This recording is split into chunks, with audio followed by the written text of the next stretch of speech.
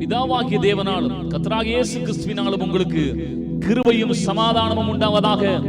மத்தேயு 17ஆம் அதிகாரம் 21ஆம் வசனத்திலே இயேசு சொல்கிறார், இந்த வகையான பிசாசு ஜெபத்தினாலும் உபவாசத்தினாலுமே அன்றி மற்ற எவ்விதத்தினாலும் புறப்பட்டு போகாது. இன்றைக்கு ஜெபம் வேண்டாம், உபவாசம் வேண்டாம், இப்படிப்பட்ட பல உபதேசங்கள் வந்து கொண்டிருப்பதை நம்ம பார்க்க முடியும். ஆனால் இயேசு ஜெபித்தார், இயேசு ஜெபிக்க சொன்னார், ஜெபிப்பதற்கு கற்றுக் கொடுத்தார்.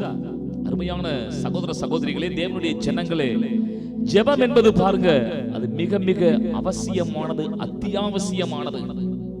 இயேசுவின் நாமத்தினாலே பிசாசுகள் ஓடும் என்பது உண்மைதான். ஆனால் அதே நேரத்திலே இந்த இயேசு சொன்னதான அந்த ரகசியம், உபவாசத்தினாலும் இப்படிப்பட்ட ஜெபத்தினாலும் பிசாசின் தந்திரங்களை அறிந்து அவைகளை என் நாமத்தினாலே துரத்த முடியும் என்பதுதான் இந்த காரியத்தை அவர் சொல்லி நமக்கு தந்திருக்கிறார். ஆகவே இந்த நாளிலும் கூட அநேக சில போராட்டங்கள் முடிவுக்கு வராதபடிக்கு நீங்கள் போராடி கொண்டிருக்கலாம். இன்றைக்கு உபவாசத்தோடும் ஊக்கமான ஜெபத்தோடும் தேவ சமூகத்திலே இயேசுவின் நாமத்தினாலே நீங்கள் ஜெபித்து பாருங்கள். நிச்சயமாக அதிலே பெரிய விடுதலை உண்டு.